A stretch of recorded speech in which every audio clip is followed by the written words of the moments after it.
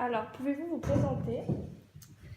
Alors bonjour, je m'appelle Elise Peicher, je suis graphiste pour la marque Maison Brocante et je suis originaire de Bretagne. Depuis combien de temps travaillez-vous dans l'entreprise?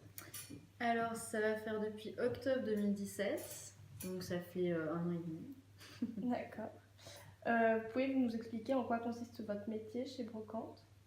Alors le cœur de mon métier, donc je suis graphiste textile, donc le cœur de mon métier ça va être les imprimés pour les gants. Donc faire tout ce qui est motif pour les gants, qui vont être déclinés ensuite sur les étoles, maintenant les Carolina, enfin tous les supports imprimés. Et je vais aussi m'occuper de tous les modèles en laine, décider des couleurs, des différents matériaux. Donc après, une des autres parties de mes missions, ça va être le shooting de la marque. Donc je m'occupe de toute l'organisation du shooting, de la direction artistique en gros. Donc je vais choisir le photographe, les modèles avec qui on va travailler.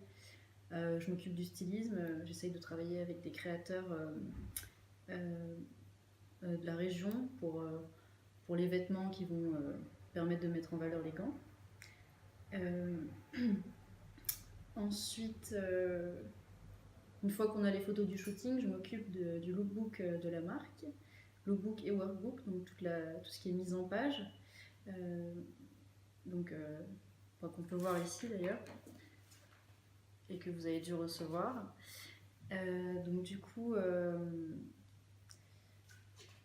oui, et puis du coup c'est un support important de travail avec les boutiques, etc.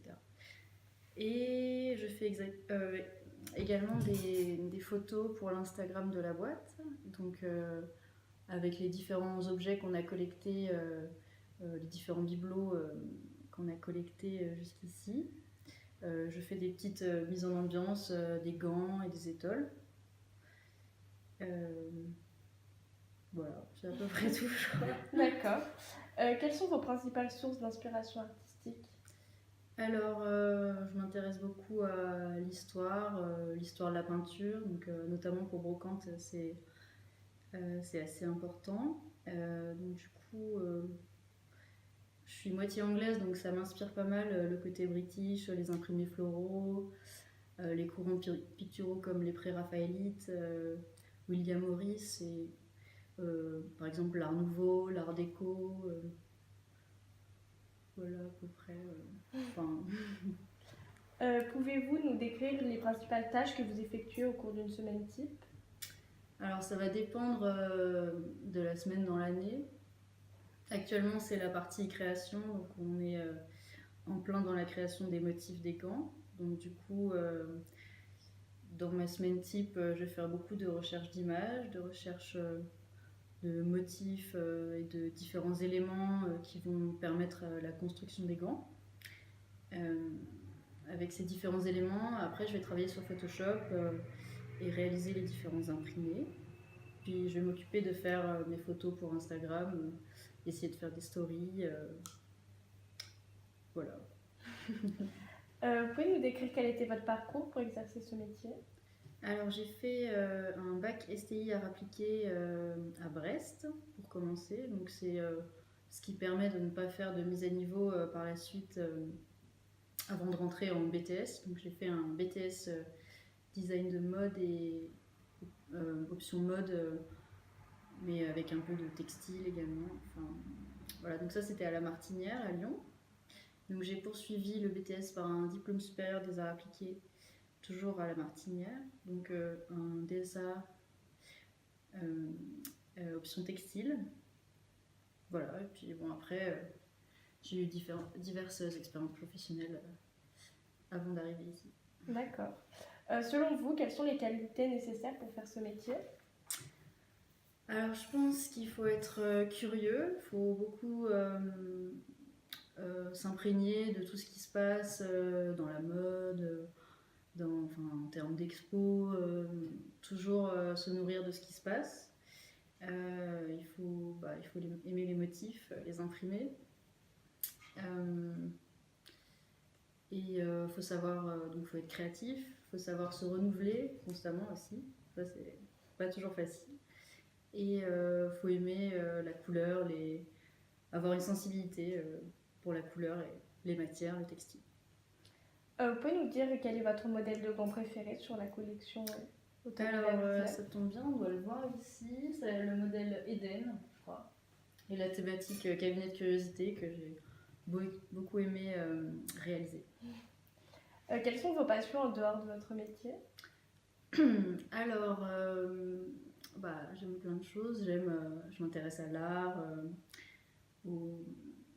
à la musique, au cinéma. J'aime bien les vieux films. J'aime beaucoup la gastronomie aussi. La botanique, j'aime bien jardiner. En ville, c'est pas trop facile. Et puis, j'aime bien voyager aussi. Voilà, en gros. Vos environs de Lyon préférés et pourquoi? Alors, je sais pas si j'ai une préférence. J'aime bien les monts du Lyonnais, les monts d'Or pour me balader. Après, j'essaye d'explorer à chaque fois des endroits différents le week-end.